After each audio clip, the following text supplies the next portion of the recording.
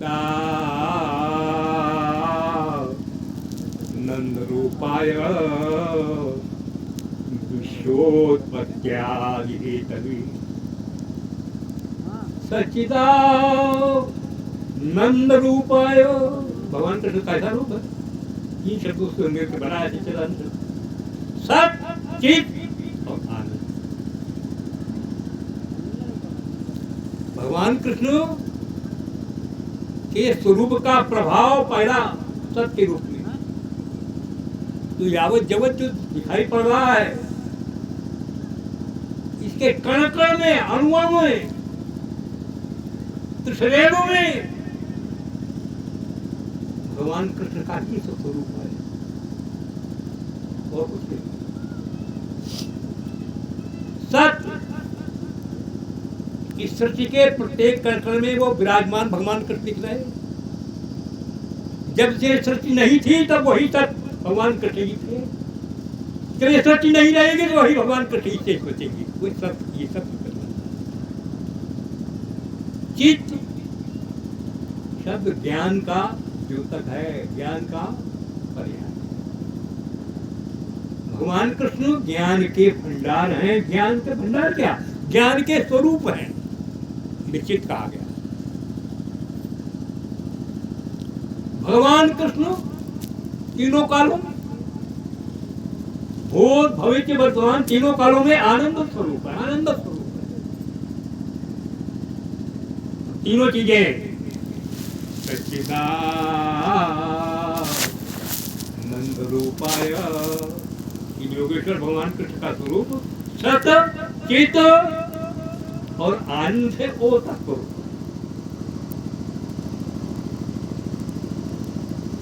विश्वोत्पत्त्यादि Hathaway, विश्व के उत्पत्ति आदि शब्द कहते हैं।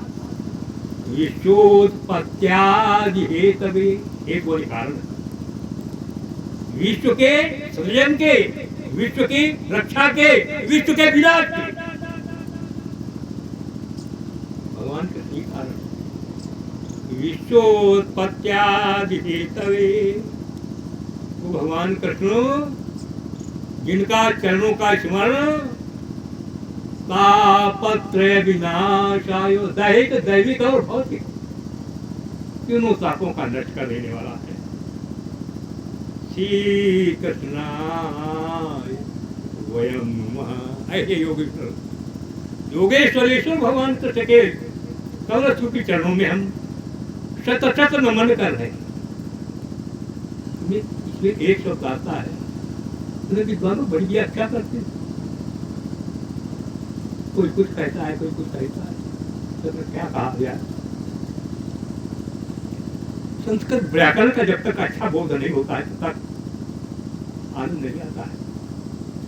इमा नुमा शब्द है। नमने के अर्थ में दो धातुएं हैं, नम धातु और नुम धातु है। ये विद्वान सुन रहे होंगे। नम धातु है और नुम धातु है ना?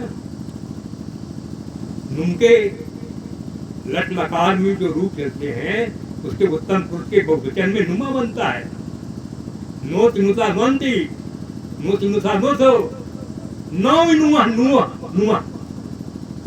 तो बयान के लिए नुआ लिखा, कैगल लिखा है। जाने कितनी बहसें इस पर होती है और तय नहीं कर पाते हैं विद्वान लोग, है ना? नुमा अपनी जगह व्यास कैसे महान विभूत से क्या कहीं गलती। भगवान कृष्ण के चरण कमलों में वंदन करने के बाद जिन्होंने श्रापित राजा परीक्षित को ये श्रीमद् भागवत सुनाई, इसने सुनाई सुखदेव जी। तीसरे क्रम में सुखदेव जी के याद किया है व्यासी ने। व्यास जी पिता हैं, सुखदेव पुत्र हैं। लेकिन ये सिद्धांत है कि कभी कभी ऐसा अवसर आता है कि हार में आनंद आता है, हार में आनंद। अच्छा ये बताओ, जीत में आनंद आता है कि हार में आनंद आता है? हमेशा चीज में आनंद आता है, जड़ बजती, नारे लगती है, इतने वोटों से जीते दिखता है, लेकिन वो अवसर कौन है जिसमें हार गए अंदर, हम हार गए आनंद। वो कौन सा अवसर है? दो लोगों के अवसर है, दो लोगों के देव अवसर है। हार में जिनको आनंद आता है, किसको? पुत्रात् शिष्यात् पराजयम्। जब किसी का बेटा अपने पिता से ज्यादा यशस्वी निकल जाता है, नामधर हो जाता है, तो पिता की हार पिता को प्रसन्नता करता है। और वही बात शिष्य के लिए है। जब आचार्य या गुरु के आगे शिष्य निकल जाता है, हमारा शिष्य है, एक साल में तैयार किया, श्रीमद भागवत का अच्छा वक्तव्य करा, मैं सत्ता हुआ कैसा कह यार, मैं बहुत अच्छी तरह कहिए, तो ये सुनाएगा, हम तो काम चलाऊ हुए बैठ गए, ये सही 87 वर्ष की अवस्था में करा सुनानी। वो हाल कि आचार्य को, गुरु को जब शिष्य आगे निकल जाता है, तो हार बड़ी सुविधा है। व्यास जी ने लिखा सुखदेव जी के स्मरण में, यम प्रव्रजन्त मनुपेत मुपेत कृत्यम।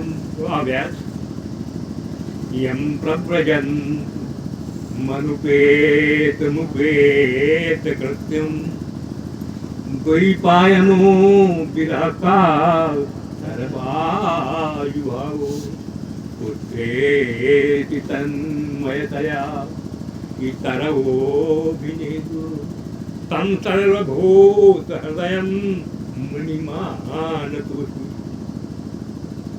परम विरक्त, कृष्ण के योगेश्वर कहा गया है, तो सुखदेव को परम विरक्त कह दे, इसमें कोई हद नहीं। परम विरक्त या विरक्तेश्वर सुखदेव के चरणों में हम नमन करते हैं। कौन सुखदेव? यम प्रव्रजन्त मनुपेत मुपेत कृत्यम। सुखदेव जी का जन्म हुआ, पता है किस माँ से हुआ है? किसी को पता है कि बातें सुनी? बोलो। अरे हर काम होती है, हर मोहल्ले में होती है, हर गांव में होती है। माता क्या नाम है? किससे सुखदेव जी का जन्म हुआ है? किस माँ से हुआ? लगता है हम ही को पता लगेगा। फिर सुखदेव जी की माँ का नाम अरणी है। उनकी माँ अरणी है। अरणी जानते हैं? नहीं जानते। अरणी एक कर्मकांडी पंडितों के पास एक यंत्र होता है लकड़ी, इसको अरणी कहते हैं। जिसमें अग्नि पैदा की जाती है एक विशाला में, उस समय अरणी का प्रयोग होता है। अरणी जानते हो किससे बनाई जाती है? छिकुरा के अंदर अग्निवास है। छिकुरा वृक्ष, जितनी वनस्पति है छिकुरा के अंदर है। छिकुरे के ऊपर जो पीपल जागे, तो छिकुरे का अग्निवास पीपल में समाहित हो जाता है। उस पीपल की लकड़ी को अथवा छिकुरे की लकड़ी को नीचे वाला भाग और एक मूसल भी बना दिया जाता है मंथन के लिए, है ना। और पुरुषों के मंत्रों का उच्चारण होता है, भगवान का स्मरण होता है, विद्वान लोग जुड़ते हैं और अग्नि की चिंगारियां आ जाती। तो व्यास जी यज्ञ करने के लिए यज्ञशाला में है और आर्यवंदन कर रहे हैं। वही लकड़ी है जो बताइए, उसे आर्यवंदन कर रहे हैं। और आर्यवंदन करते करते सुखदेव जी के मन में एक बात आ गई। अब उत्तर से गतिर नास्ती बिना पुत्र के सदगति नहीं होती है, क्योंकि पुण्यनाम नरका त्रायते पुत्र, मरने के बाद जिसके पुत्र नहीं है पुण्यनाम के नरक में जाना पड़ता है, इसके बचाव नहीं। इसके पुत्र नहीं है पुण्यनाम के नरक में जाना पड़ता है। सुदेव जी के मन में आया कि अपुत्र गतिर नास्ति, बिना पुत्र वालों को सदगति नहीं होती। ये भाव आया। उसी समय में क्या हुआ, अभिमंथन कर रहे थे, पसीनों की बूंदें चल, एक पसीने की बूंद मस्तक के अरणी पर पड़ गई, बस 16 वर्ष का एक बालक निकल आया। सुखदेव जी की माँ का नाम अरणी है, एक शाला में प्रकट हुए हैं, और ये पुरुषार्थ है व्यास जी का। और भाव आया, बिना पुत्र करके पुत्र मिल गया। 16 वर्ष की अवस्था हुई, एक शब्द आया है, कल हम विवाह है ना, बोलेंगे आगे चलते मिलेगा। सुदेव का जन्म क्या प्रकट है, और विद्वान लोग इसको पकड़े। 16 वर्ष की अवस्था में तो ये 15 वर्ष कहाँ रहे? ये 16 वर्ष की अवस्था में एक शाला का दर्शन हुआ, ये 15, तो एक शब्द आया है, इसी में है महात्म में, ब्रह्मराज। सुदेव का जन्म हो चुका है, ब्रह्मा जी ने इनकी रक्षा की है 15 वर्ष, और प्रकट हुए हैं यज्ञशाला, है ना। इनका आगे शब्द आएगा वो ब्रह्मराज, या हम बुलाएंगे उसके ब्रह्मराज। जैसे परीक्षित का एक नाम है विष्णुराज, विष्णुना रहता है कि विष्णुराज, यानी भगवान कृष्ण ने वो गदा घुमाया था ना, तो परीक्षित का रक्षा हो गई थी। तो एक नाम परीक्षित था और एक नाम विष्णुराज था। उसी तरीके एक नाम इनका सुखदेव है और एक नाम इनका ब्रह्मराज है। ब्रह्मराज आएगा अब तक और बता देंगे। तो सुखदेव का प्राकट तो पहले ही, लेकिन आज 16 वर्ष के अवस्था में विशाला में प्रकट, एक दो कोई संस्कार भी नहीं कर पाए, है ना। अनुपेत उपेत कृत्यम, उपेति गुरु समीपे नयनम इति उपनयनम। उपनयन का अर्थ है गुरु के पास ले जाना, गुरु समीपे नयनम इति उपनयनम, गुरु के पास ले जाना। तो व्यास जी 16 वर्ष का बालक, उन्हें संस्कार नहीं किया। सुखदेव जी प्रकट हुए, देखा ये संसार समस्याओं से, ये संसार दुखों से भरा हुआ, इसमें नहीं रहना चाहिए। अब यज्ञोपवीत भी संस्कार नहीं हुआ। सुखदेव जी संसार से विरक्त होकर के एक इशारा से भाग खड़े, संसार को त्याग नहीं, विरक्त भाव को बना भाग खड़े हुए। अब पुत्र के मोह में मोहित, कौन वेद व्यास जी, अरे पुत्र है, एक खराब दर्शन हुए, अब मनाने के बेटे को, फिर मनाने के लिए भाग रहे हैं। कैसा चित्त व्यास जी ने खींचा है, यम प्रव्रजंत मनुपेत मुपेत कृत्यम द्वैपायनो, कौन व्यास जी, द्वैपायनो विरह का तर आजुआओ। व्यास जी भाग रहे हैं, बेटा लौटाओ। नामकरण संस्कार कर दिया कि आम के पेड़ के ऊपर एक तोता पके हुए आम को कुतर रहा था। व्यास जी की निगाह पड़ी तो वो तोता था, सुख नाम था, तो इनका सुखदेव, बस तोते को देख करके सुखदेव नाम रख दिया। दौड़े पीछे जा रहे, मोह से ग्रसित है, बेटा सुखदेव लौटाओ, है ना। क्यों ऐसा है? तन्मयतया, पुत्र में तन्मयता है, हम पिता है, ये बेटा हमारा साथ छोड़ना इतनी बड़ी आशाएं हैं, और जन्म के समय में इसे हमारा साथ ही छोड़ा। तो पुत्र तन्मयतया, जब व्यास जी के नेत्रों से आंसू रोने, बेटा लौटाओ, आंसू निकल लगे, तो तारा वो वृक्षों से आवाज आई, वृक्षों ने, वनस्पतियों ने, वृक्षों से आवाज आई, अरे व्यास जी क्या पागल हो गए हो, है ना। अरे तुम एक पुत्र के लिए, जिसके द्वारा कोटि कोटि जीवों का कल्याण होना है, आज यज्ञशाला से तुम्हारा साथ छोड़ करके निकल रहा है, निकलने दीजिए। वृक्षों ने कहा हमारे फल ही हमारी बेटे हैं, पुत्र हैं, और प्रत्येक वर्ष हमारी डालियां हमारे हाथ हैं, और डालियों में हमें सजे हुए हमारे पुत्र हैं, उनके ऊपर ईंटा पत्थर का लोग प्रयोग करते हैं, उनको तोड़ते हैं, हम ये भी देखते हैं, हमारी छाया के नीचे बैठ करके और लोहे के यंत्रों से चाकू और हथियार से काट करके हमारे पुत्रों के हृदय को चीरते हैं और खाते हैं। हम वो नहीं करते हैं, लेकिन हम फल देना बंद नहीं करते हैं। सैकड़ों हजारों फल प्रतिवर्ष हम तुम्हारी सेवा में देते हैं। तुम एक पुत्र के लिए, तुम एक पुत्र के लिए बगैर पुत्रेति तन्मयतया इतरवोऽभिनेतु तं सर्वभूत हृदयं मुनिमानतु। जड़ चेतन स्थावर जंगम, वृक्षों में भी प्रभाव, समाधि से जिनका ऐसे सुखदेव जी के चरणों में नमन करते। व्यास जी ने आगे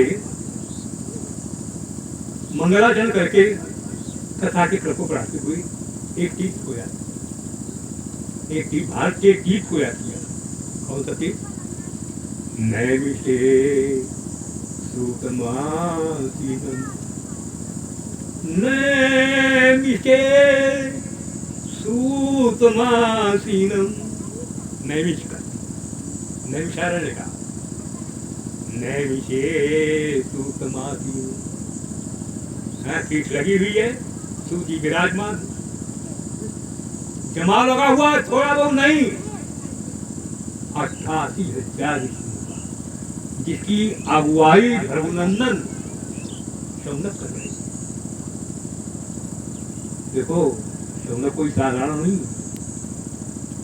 परशुराम जी का भृगुवंश में जन्म हुआ है ना, उसी भृगुवंश में शौनक का जन्म हुआ है, रघुनंदन है, क्योंकि दशम स्कंद में इसको कहता है एवं निशम रघुनंदन साधुवादम वैयातिकी, वैयातिकी है, तो वहां रघुनंदन आया तो शौनक के दशरथ जन्म आया।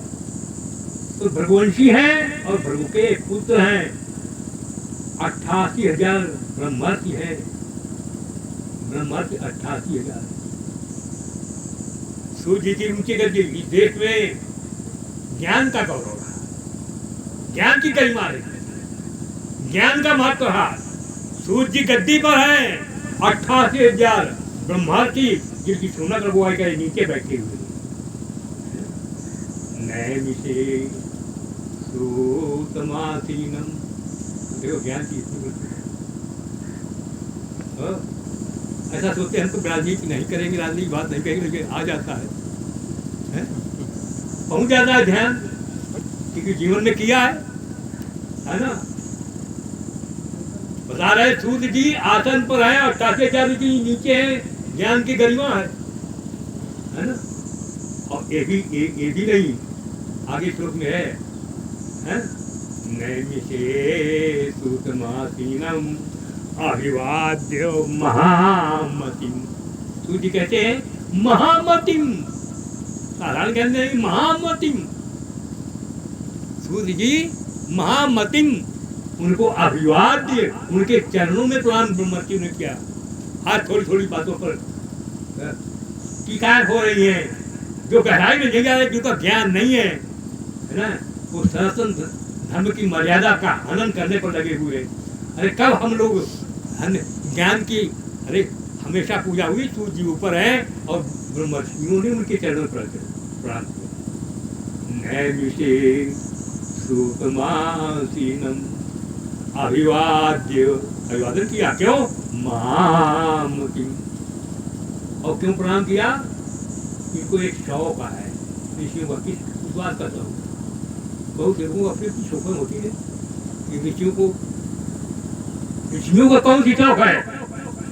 कथा मृत रथा स्वादा, ये शौक है कि धार्मिक कथाएं हम निरंतर सुनते रहे। शौक हो गया ठाकुर जैसे, अरे सत्य चलाया, ये सत्संग 88,000 जो 1,000 वर्ष 1,000 वर्ष का सत्र है। भारत में आज तक इतना बड़ा सत्र नहीं चला है कि 88,000 ऋषि और 1,000 वर्ष केवल धार्मिक कथाएं सुनेंगे। गोमती के किनारे है ना, नैमिषारण्य में सूत गद्दी लगी हुई है और 88,000 ऋषि बैठे हुए। तो नैमिषे सूतमासीनम, उनको अभिवाद्य महामतिम कथामृत रसा स्वाद कुशला सौनको वृद्धि। शौनक जी खड़े हो गए तो ऋषियों के अगुवाई के रहे, सूर्य की तारीफ की। साधारण तारीफ नहीं है, व्यास जी ने क्या लिखा? अज्ञान ध्वांत विध्वंस, महात्मा अज्ञान ध्वांत विध्वंस कोटि सूर्य समर्पणो श्रोताख्यायि कथा सारम मम कर रसायन। शौनक जी ने कहा, हाँ, अरे आचार्य जी हम आपके ज्ञान की चरिता करें। अज्ञान तो क्या माना व्यास जी ने? ध्वांत, ध्वांत माने अंधेरा। अज्ञान ध्वांत, अज्ञान आपका ज्ञान, अज्ञान रूपी अंधेरे का विध्वंस, उसको नष्ट करने के लिए कैसा है? कोटि सूर्य समप्रभ, करोड़ों सूर्य की प्रतिभा लगता है आपका ऐसा उसका ज्ञान। तो अज्ञान ज्ञान विध्वंस कोटि सूर्य समप्रभ। इसलिए शौनक जी ने कहा कि आचार्य जी आज हमारा प्रश्न है, आपसे कथाएं सुनना नहीं चाहिए ना। 1,000 वर्ष में तमाम कथाएं आपने सुना डाली, तृप्त हो गए। आज क्या सुनना चाहिए? सूताख्यायि कथा सारम, जो कथा का तत्व है, अभी कथा का तत्व आज सुना है। सूताख्यायि कथा सारम मम कर्ण रसायन। और आचार्य जी ये बात हमारे मन में क्यों आई? आज हमने अभी तक कथाएं सुनती रहे, मन से सुनते रहे, उदासीन नहीं रहे, ये सार क्यों सुनना चाहते? उसका कारण है कि घोरे कलऊ प्रायु, ई घोरे कलऊ, घनघोर कल चल रहा है। ई घोरे कलऊ प्रायो जीवश्चा सुरतांगता क्लेशाक्रांतस्य तस्यैव शोधनय किं परायणम। घनघोर कल मारा चल रहा है। आज का प्राणी आसुरी भाव को प्राप्त हो गया, मानवता चली गई है। आज के मानव में दानवता आ गई है, क्लेशों से जीवन आक्रांत हो चुके हैं। इसलिए महाराज इसका इलाज क्या है? इसका इलाज इसलिए कथा का साथ सुनना चाहिए, है ना। इसलिए आपसे एक निवेदन है कि श्रेयसाम यद भवेत् श्रेया, श्रेयसाम यद भवेत् श्रेया पावनानां पावनम और कृष्ण प्राप्ति करम शाश्वत साधनम त्वं बदासु। श्रेष्ठ से श्रेष्ठ, पवित्र से पवित्र भगवान कृष्ण की भक्ति को पाने के लिए सबसे सरल उपाय क्या है? भगवान कृष्ण के चरणों में हमारी भक्ति हो जाए, ऐसा कुछ हम जान जाए, इसलिए कथा के सार को पूछना चाहिए। सूर्य जी ने उत्तर दिया, शौनक जी, कालव्याल मुखग्रासो, कालव्याल मुखग्रासो। आज करके प्रत्येक प्राणी कोई बचा नहीं है जिसको डर ना हो, और पूछना चाहते तो उत्तर मिलना चाहते मिल जाना चाहिए। हम पूछते हैं सबसे बड़ा भय क्या है? बोलो, तू कथा में सहयोग करो। सबसे बड़ा भय क्या है? अरे सबसे बड़ा भाई है ये मृत्यु का है, मरे ना, मरना ना पड़े, है ना। तो सूत जी ने बताया शौनक को, शौनक जी काल ब्याल, काल ये ब्याल सांप है, एक दिन बचेगा, जिसका जन्म है एक दिन मरेगा। काल ब्याल मुखग्रासु, काल रूपी सर्प के मुख का कौर हमें न बनना पड़े, इससे हमारी रक्षा हो जाए, केवल एक उपाय है, श्रीमद् भागवतम शास्त्रम कलौ कीरेण भाजितम।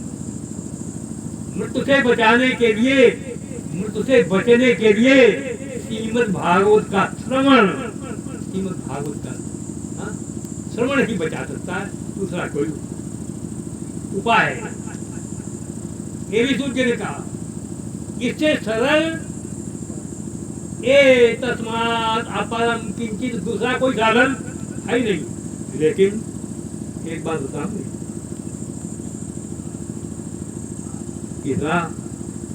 इतनी बड़ी मूल्यवान चीज मिल जाना कि जीवन के सबसे बड़े भय से बचा लेना, ये श्रीमद् भागवत बचाई जाती है। लेकिन श्रीमद् भागवत ऐसे सुनने को मिल जाए, यह जिन लिखा, जन्मांतरे भवेद पुण्यम तदा भागवतम न भवेद। एक जन्म की नहीं, आज आप बैठे और कान खोल करके सुन लीजिए, इस जन्म का ही नहीं, केवल जन्मांतरे भवेद पुण्यम। आप पिछले जन्मों में मनुष्य होते रहे और उन जन्मों में, जन्मांतरों में मनुष्य होकर के जो आपने पुण्य किए, वो सारे पुण्य एकत्रित हो गए हैं और ये भागवत सुनने का आज आपको अवसर मिला। जन्मांतरे भवेद पुण्यम तदा भागवतम भवेत्। ऐसे नहीं, देखिए राजा परीक्षित को ये हमने सुना रहा, श्राप हो चुका है, साथ सांप काट देगा, सब कुछ त्याग करके गंगा के किनारे आश्रय लेकर के परीक्षित जी पहुंच चुके हैं। परीक्षित जी ऋषि मुनियों के बीच में है, सुखदेव जी का आगमन होगा, सुखदेव जी उनको भागवत सुना है, ऐसा मान के कहते। ऋषि मुनियों के समाज में राजा परीक्षित श्रीमद् भागवत की कथा को श्रवण कर रहे है ना।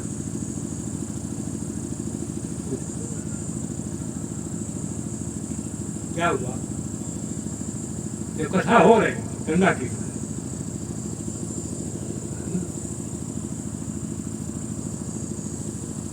मालूम है ना, गंगा के किस घाट पर स्थान कोई बता सकता है? इतनी भागवतें सुनी गंगा के किस जगह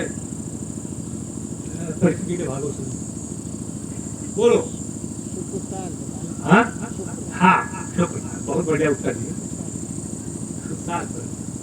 है ना। बहुत बड़े वहाँ के पर्वतों की, है ना, अभी नित्य मुजफ्फरपुर जिले में है, और इंद्रप्रस्थ से वही जितने से वही नजदीक पड़ता है ना, सुखताल। तो जिस समय सुखदेव जी भागवत सुना रहे थे तो देवताओं को लालच हुआ, ये श्रीमद् भागवत कथा सुनने को अपने मिला। लेकिन मन में देवताओं ने विचार किया कि राजा परीक्षित को श्राप है, 7वें दिन सर्प काटेगा। देवता ने मन में विचार, कोई बात नहीं, अरे हमारे पास तो अमृत है, एक कलश में अमृत भरा। सब देवता इकट्ठे, युवराज इंद्र को आगे चलिए चुपचाप राजा परीक्षित वहाँ ऐसा हम लोग करेंगे, उनसे निवेदन कर लेंगे कि ये जो अमृत लाए हैं आप पी लीजिए, अमर हो जाए, आप सर्प काटने का सर्प का आपका भय समाप्त हो जाए, उनसे निवेदन करेंगे। ये अमृत उनको पिला के अमर कर देंगे और जिस स्थान पर तमाम लोग बैठे हुए हैं वहां पर हम सब देवता बैठ रहेंगे और श्रीमद् भागवत कथा का पाठ। तो परिचिते कथा वक्तुम सभायां संस्थितेषु के। सुखदेव जी की कथा चल रही है, राजा परीक्षित भगवान कृष्ण की कथा सुनने में है ना मस्त है कि देवता पहुंच गए अमृत कलश लेकर के। देवताओं को देखा, परीक्षित के पास परीक्षित आप लोग कैसे आ गए? कहा कि निवेदन करने आए हैं, आपको श्राप है, आप शास्त्रों दिन मरेंगे, हम अमरता का लाभ देने के लिए इस स्वर्ण कलश में अमृत लाए, आप पी लीजिए, आप पी लीजिए और बिछौने खाली कर दीजिए और हम लोगों को श्रीमद् भागवत की कथा पाठ कर लीजिए। परीक्षित जी ने कहा हम तो श्रोता है, ये तो बात सुखदेव जी के जो कथा सुना रहे हैं। तो सुखम नत्वा बदन सर्वे, सुखदेव जी के पास चरणों में प्रणाम किया देवताओं ने। सुखम नत्वा बदन सर्वे, चरणों में प्रणाम करके सब देवताओं ने कहा, कौन देवता? स्वकार्य कुशला सुरा, अपना प्रयोजन या अपने कार्य को बना लेने में चतुर है। सुखदेव जी ने कहा आप लोग कैसे क्या लेकर के आए? कहा आचार्य जी लिए अमृत ले आए। तो अमृत खाए के लिए? कहा अपने यजमान को खिला दीजिए और बिछौने खाली कर दीजिए, जितनी शत्रुता है। और श्रीमद् भागवत कथा का एवं विनिमय जाते, एक विनिमय हो जाए, अदला बदली हो जाए, है ना। हमारा अमृत कलश वाला ये पी ले जितने सोता है और हमें श्रीमद् भागवत कथा अमृत करने का अवसर। यहाँ शब्द आ गया जी, सतगुरु चर्चा कर रहे थे 15 वर्ष। ब्रह्मरा तो विचार एवं, ब्रह्मरा शब्द आ गया, ब्रह्मरा तो विचार एवं तदा देवान जाता। ब्रह्मरा शब्द आया है वो सुखदेव के लिए है, ब्रह्मा जी के लिए के द्वारा इसकी रक्षा की गई है। तो ब्रह्मरा तो विचार, कुछ विचार किया सुखदेव जी ने और देवताओं की हंसी उड़ाई और कहा पशुधा कथा लोके कक्का चा कुछ मणिरमा। अरे देवताओं क्या पागल हो गए, है ना। इतना कोई पागल है कि किसी की ना कीमत वाली चीज, इसका कोई मूल्य नहीं है। उस चीज के बदले में अपनी मूल्यवान को चीज देना चाहेगा क्या देवताओं? सुखदेव जी ने खिल्ली उड़ा दी देवताओं। देवताओं ने कहा मतलब नहीं महाराज जी, आचार्य जी मतलब नहीं। उसका मतलब पक्का चाह कुछ मणि महान, तुम जो अमृत लिए घूमते हो स्वर्ण कलश में, ये कांच है और श्रीमद् भागवत का कथामृत ये क्या है? ये रत्न है, ये मणि है। कोई मणि दे देगा कांच के टुकड़े के बदले में? ये घूमते हो, खिल्ली उड़ा दी। ये कथा देवताओं को सुनने को नहीं मिली और देवता सब वापस गए। ब्रह्मा जी के पास पहुंचे शिकायत लेकर के। ब्रह्मा सारे देवता इकट्ठे थे। तो ब्रह्मा जी ने कहा ये सब कैसे? तो सारी कथा में बताई। वहां हम गए थे गंगा किनारे, कथा के लालच में तो कथा को उन्होंने मणि बताया, कथा को मणि बताया और हमारे अमृत को कांच बताया। कब कांचा कुछ मणि महान, कहाँ कांच और कहाँ मणि, बदलाई नहीं हो सकती है। देखो संस्कृत का एक नियम है, संस्कृत का एक नियम है, याद आ गया। गौ गौ शब्द स्वर्ग पातालवत मैदान सूर्यता, ये सिद्धांत की भी बातें करते हैं। संस्कृत में जहाँ जिस स्थान पर 2 बार क्वा शब्द का प्रयोग हो तो उसमें अंतर इतना मानना चाहिए स्वर्ग और पाताल का। गौ शब्द स्वर्ग पातालवत ब्रह्मांतरम सूर्यता, दो बार क्वा क्वा शब्द आवे, कहाँ कहाँ कहाँ कहाँ कहाँ दो बार आवे, कहाँ राजा भोज, यही लग रहा है बात ऊपर कहाँ निकल कर नीचे, है ना। तो इसलिए अपने जनता को कथा सुन रहे वही वही मतलब मामला फिर के लिए, है ना। तो इसलिए हाँ, तो अंतर तो है ही है। जहाँ दो शब्द दो बार क्वा क्वा आ जाएगा तो कितना बड़ा अंतर होगा, स्वर्ग और पाताल का अंतर। तो ब्रह्मा जी ने कहा देखो अब कथा का महत्व तो मैंने बताया है, ठहरो 7 दिन थोड़ा इंतजार करो, कथा का फल परीक्षित को क्या प्राप्त होता है। 7वें दिन आना, 7वें दिन देवता फिर एकत्र हुए ब्रह्मा के बाद, सूर्यास्त होने वाला है महाप्रकाश, आकाश में उसका वो महाप्रकाश का प्रकाश उन देवताओं के ऊपर छा गया। देवता ने पूछा चतुरानंद ये महाप्रकाश कैसा है पता नहीं तुम्हें, 7 दिन पहले कहा था। 7 दिन परीक्षित ने कथा सुनी है, उन परीक्षित को कथा श्रीमद् भागवत सुनने का फल प्राप्त हुआ है। ये महाप्रकाश उनकी दिव्यात्मा है ना, इस ब्रह्मलोक को पार करके दिव्य लोक ये जा रही है और उसी का प्रकाश दिखाया गया। उस दिशा में सब देवताओं ने प्रणाम किया। ये श्रीमद् भागवत इस प्रकार श्रीमद् भागवत की महिमा का वर्णन। देखो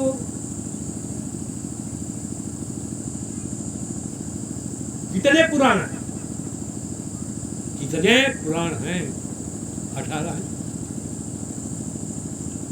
इन 18 पुराणों में सबसे कम श्लोक श्रीमद् भागवत, सबसे 18,000 है। सभी पुराणों में श्रीमद् भागवत से ज्यादा श्लोक है, लेकिन जो श्रीमद् भागवत का महत्व है 18,000 श्लोक वाले, अन्य पुराणों का नहीं। ना ना ना, बल्कि 2 पुराणों में, महाभारत को तो 5वां वेद मान लिया व्यास जी ने, 1 लाख के ऊपर श्लोक है। तो महाभारत तो अब पुराणों में नहीं है, वो वेद में गया। और उससे कम पद्म पुराण में, उससे कम स्कंद पुराण में, ये भागवत के विद्वान अपनी पुस्तक में देखेंगे 6 अध्याय पद्म पुराण के श्रीमद् भागवत के महत्व के लिखे गए। इसको श्रीमद् भागवत का महत्व कहा गया। और श्रीमद् भागवत के अंत में स्कंद पुराण के 6 अध्याय लिखे गए। तो श्रीमद् भागवत के 18,000 श्लोक संकुचित है, 6 अध्याय उधर पद्म पुराण के और 6 अध्याय स्कंद पुराण के, और बीच में ये 18,000 श्लोक है। और हम तो डंके की चोट पे कहते हैं कि श्रीमद् भागवत को ठीक से पढ़ लिया है जिसने, अंदर घुस के जिसने पढ़ा है वो 18 पुराणों का होता है, 18 पुराणों को होता है। श्रीमद् भागवत से सब पुराण सरल हैं, सब पुराण सरल हैं, लेकिन पढ़ने की आवश्यकता है, अंदर जाने की आवश्यकता है, घुसने की आवश्यकता है। ठीक ठीक अध्ययन करें। हमारे सामने तो ये इंजीनियर साहब बैठे हैं, कहते कोई अनुभव बताएंगे, अनुभव बता रहे हैं आपको। पब्लिक इंटर कॉलेज विधुना के संस्कृत के लेक्चरर ठाकुर साहब ब्रह्म वैवर्त पुराण बनारस से खरीद कर लाए, स्वयं विद्वान थे, संस्कृत के लेक्चरर थे पब्लिक इंटर कॉलेज विधुना में, और स्वयं गीता प्रेस से प्रकाशित होने वाले का पुस्तक पढ़ करके वो चाहते थे कि किसी ब्राह्मण से सुने। 6 वर्ष वो रखा रहा पुराण, 6 वर्ष रखा रहा हो पुराण, कोई पंडित तैयार नहीं हुआ। सब कहते थे भागवत सुन लो, भागवत सुन लो, 6 वर्ष रखा। अंत में किसी ने बताया तिष्ठी जाओ, पंडित उमाकांत शास्त्री है, उनका लड़का विद्यार्थी भी होता, वो फटफटिया थे। एक दिन आए पिताजी दरवाजे, बैठ हुए, परिचय दिया कि हम विधुना इंटर कॉलेज के संस्कृत के लेक्चरर हैं, छात्री हैं, ब्रह्म वैवर्त पुराण सुनना चाहते हैं और 6 वर्ष तक की दक्षिणा देंगे अच्छी। कोई कहने वाला नहीं तैयार है कि भागवत सुन लूं।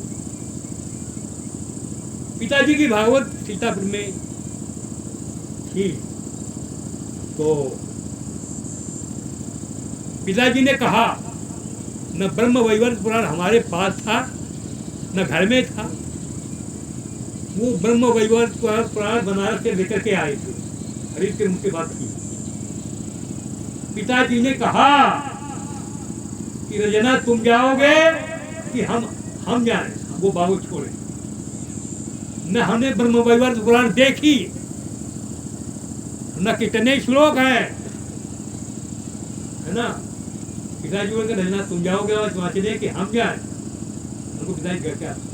तो ठाकुर साहब से कहा एक लाल टीन और एक कमरा तक दे देना, इन्होंने ब्रह्म पुराण देखी नहीं और ना हमारे घर में है, कथा आपको सुना देंगे।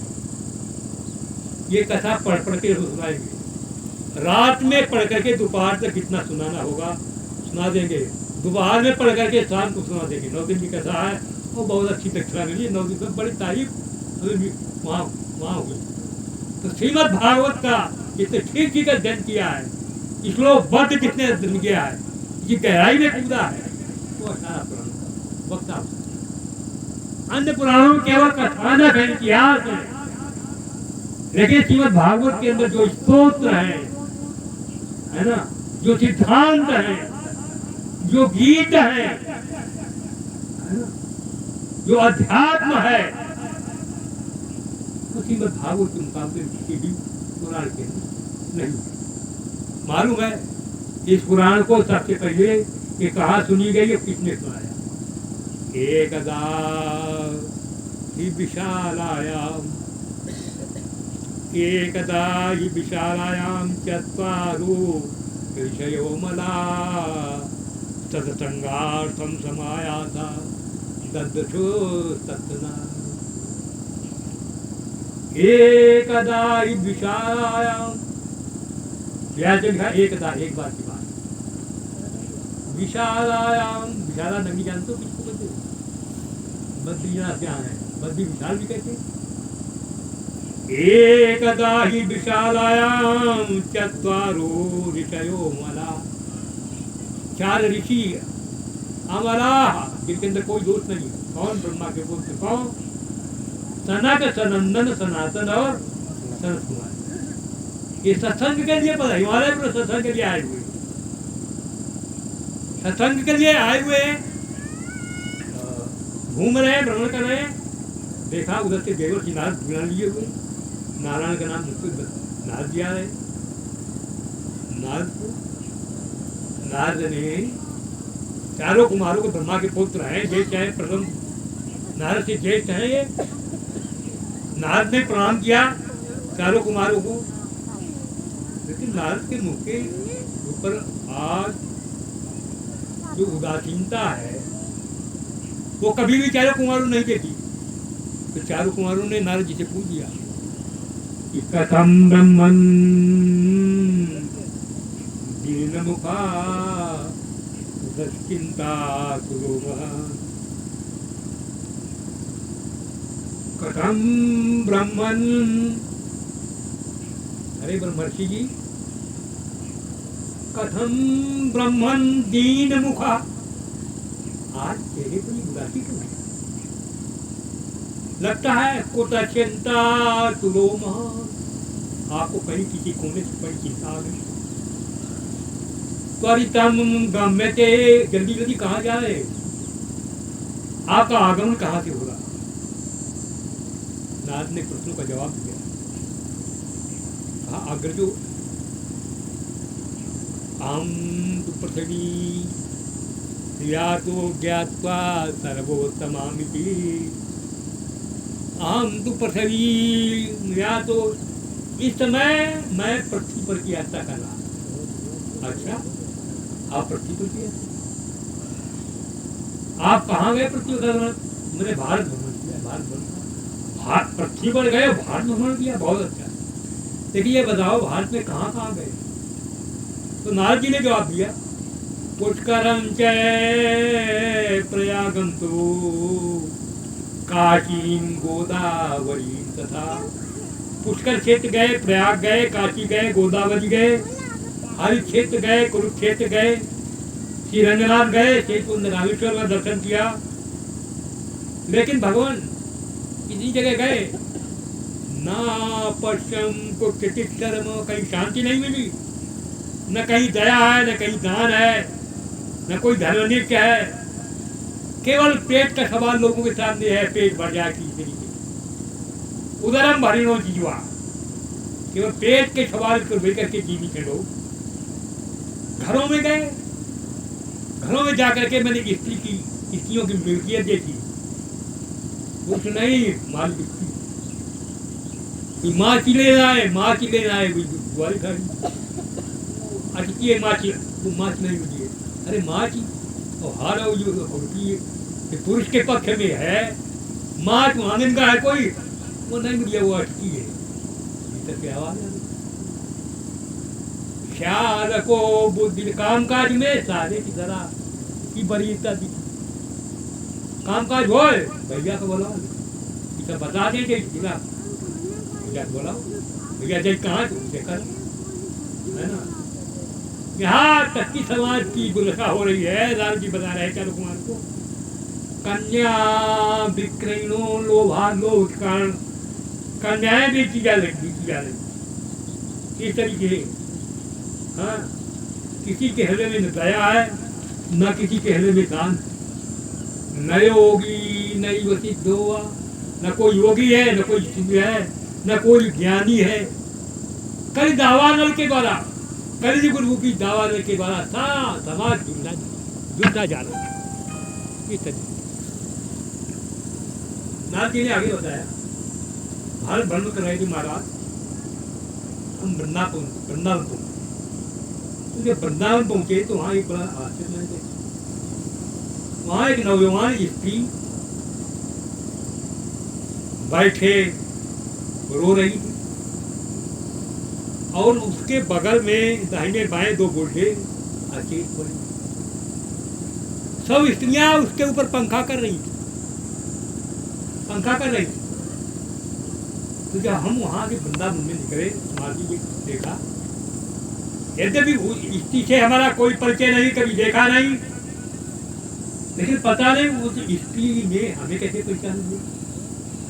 वो स्त्री बोली कि भोगो साधो क्षणम चित्त, भोगो साधो क्षणम दृष्टो मच्चिंता मपि नाशय दर्शनम तबलोकस्य सर्वथा दहरम परम। अरे अरे महात्मा क्षण भर के रुके।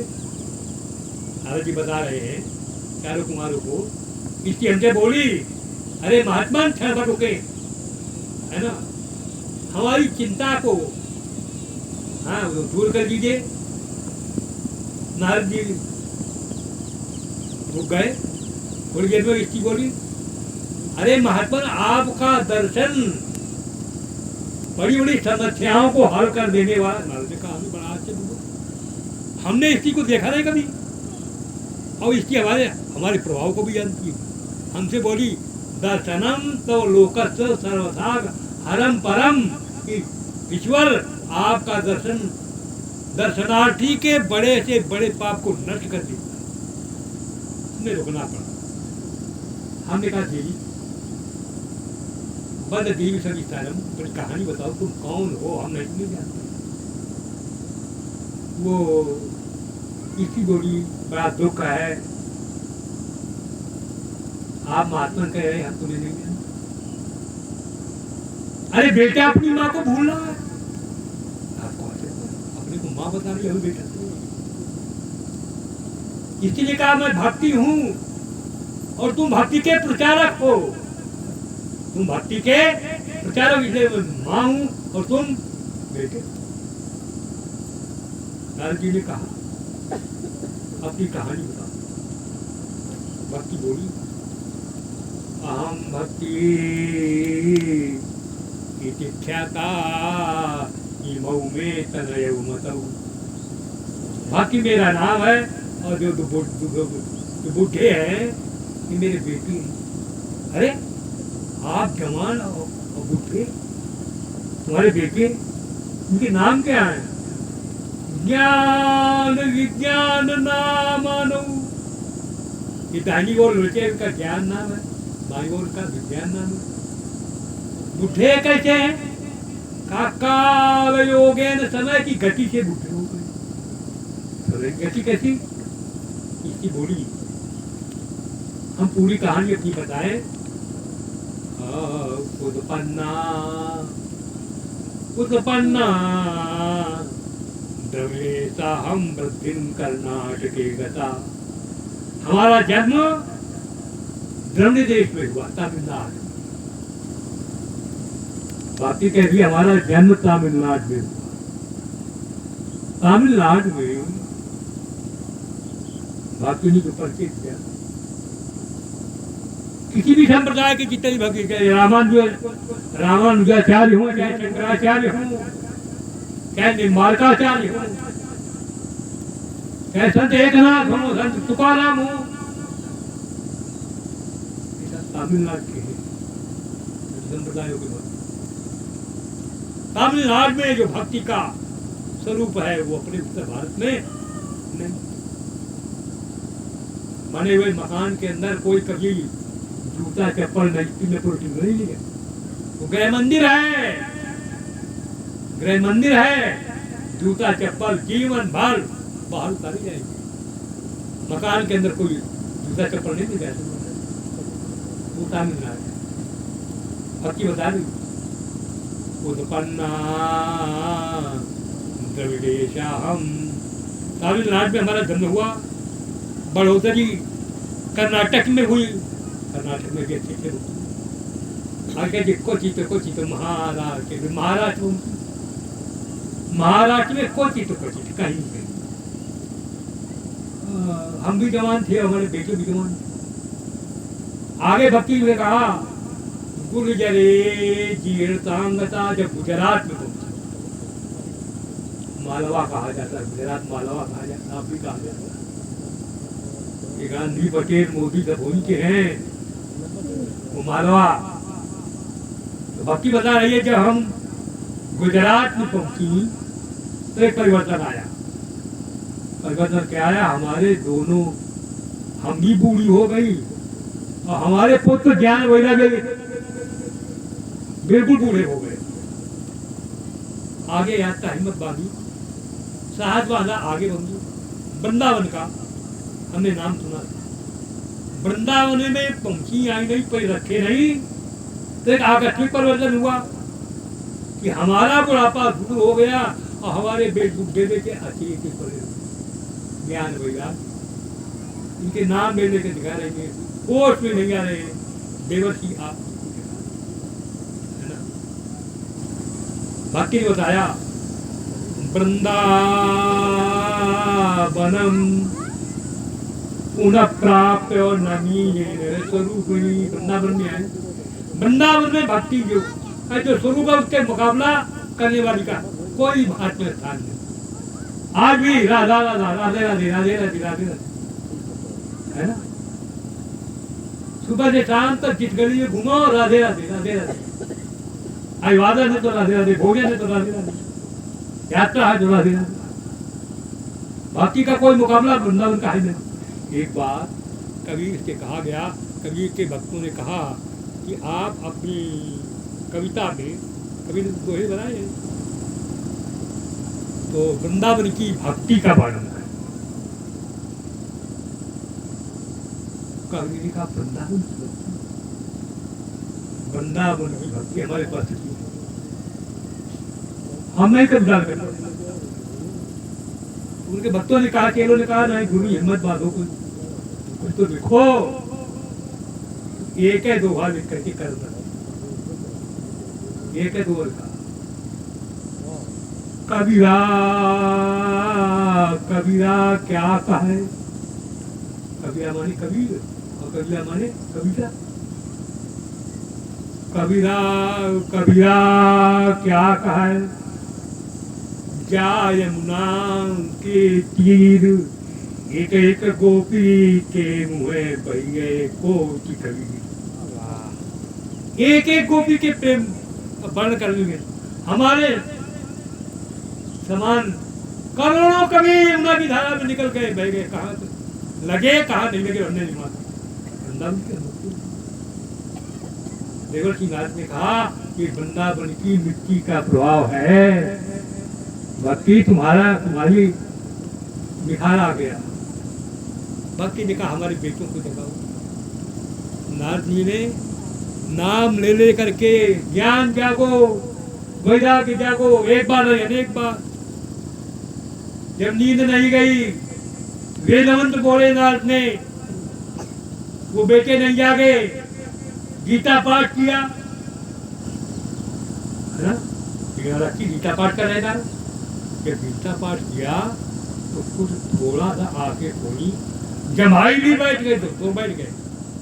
ना देखा सफल हमारा प्रयास हो गया, लेकिन फिर जमाई नहीं, फिर उसे अचित हो गए। नान ने सोचा अब गीता पाठ फिर 2 लाख, फिर गीता एक बार नहीं 3 4 5, अब कोई प्रभाव नहीं हुआ। बोल गए आकाशवाणी हुई, देवर्षि चक्कर में न पड़ो, ये नहीं जागेंगे, इनके लिए कोई सत्कर्म करो। सत्कर्म क्या वेद मंत्र का सत्कर्म नहीं था, गीता पाठ का सत्कर्म नहीं था। अब सत्कर्म कौन सा कर्म होगा, क्या परिभाषा होगी, स्वरूप क्या होगा सत्कर्म का। नाथ ने अपनी बीना उठाई और भक्ति से कहा तुम बेटों के साथ यही रहना, हमसे तो ज्यादा ज्ञानी बुद्धिमान अनुभवी मिलेगा, पूछेंगे सत्कर्म क्या। चारों कुमारों से देवर्षि हिमालय पर कह रहे हैं बहुत खोजा। कुछ लोग तो कहते असाध्य मर जाए, उनका बुढ़ापा नहीं जाएगा, लेकिन अब चारों आप हिमालय, आपसे ज्ञानी कौन है, ब्रह्मा के पुत्र है। वृंदावन में वो भक्ति रो रही है बुद्धों के कारण, नहीं जागे सत्कर्म का सूत्र नहीं। चारों कुमारों ने कहा देखो कई प्रकार की यज्ञ, ज्ञान यज्ञ, तपो यज्ञ, तो क्या करना देखो, ज्ञान यज्ञ, तपो यज्ञ, ये धन वाली, द्रव्य यज्ञ है ना, और एक ज्ञान यज्ञ, एक ज्ञान के 5 यज्ञ होती है, एक ज्ञान यज्ञ। तो जो सत्कर्म की सूचना मिली है तो ज्ञान यज्ञ की ओर संकेत है, जो उनका बुढ़ापा दूर करने ज्ञान यज्ञ कर हमारा ज्ञान यज्ञ होगा क्या।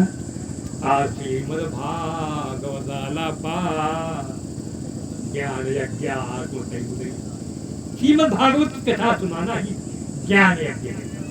अच्छा तो महाराज उनका बुढ़ापा ज्ञान, तो उन दोनों के ज्ञान और वैराग्य को बुढ़ापा को दूर करने के लिए और भक्ति को सांत्वना देने के लिए मैं संकल्प लेता हूँ, मैं अवश्य ज्ञान यज्ञ करूंगा। बहुत अच्छा। चारों कुमारों ने कहा कहाँ के इतिहास बताएं। चारों कुमारों ने कहा हरिद्वार में एक स्थान है, आनंदवन है, गंगा का किनारा, ऋषि मुनियों की समाज, गंगा की तरपक तरंगे, ठंडी ठंडी हवा है ना, बहुत अच्छा स्थान, और तुमको हम भागवत सुनाएंगे। अब ये सूचना फैल गई सत्य कि देवर्षि नारद ज्ञान यज्ञ करने जा रहे हैं हरिद्वार के पास आनंदवन में, है ना। तो ये सारे भारत के ऋषि मुनि, सारे भारत के उच्च कोट के आध्यात्मिक लोग वहाँ आनंदवन में इकट्ठा हुए। जब नारद ये पहुंचे तब तक कौन कौन पहुंच चुके, वशिष्ठा चमना शरद्वान, वशिष्ठा चमना शरद्वान, मेघातिथि वलदेवरातौ, रामा तथा कार्तिसुता कलु, योगे स्वरूप्या भृगु वशिष्ठ च्यवन गौतम, मेघराज जी केवल देवराज परशुराम, शिष्यों के सहित पहुंच गए वहां आंदोलन विष्णु मुनि को समाज है ना, लताओं और बेलों की छाया, देवर्षि नारद वीणा रख करके चारों कुमार। एक प्रश्न उठता है, चारों कुमारों ने कहा वहां घंटा घंटा पर सुनाई, सनग सनंदन सनातन सन कुमार। चार कुमारों ने नोटिस किया, चार कुमारों ने सुनाई कथा, उसका घंटा घंटा पर सुनाई। साथ चारों कुमारों ने कथा सुनाई। इन चारों कुमारों में विशेषता है, ब्रह्मा के पुत्र है, इनकी अवस्था चारों की 5-5 वर्ष है। एक विशेषता, सबकी क्रियाएं एक होती हैं। ये एक बैठता है, चारों बैठते हैं, सबके स्वरूप एक से, कोई पहचान सकता अंतर क्या है? स्वरूप एक से, लंबाई एक से, क्रियाएं एक की, एक बैठता है, चारों बैठते हैं।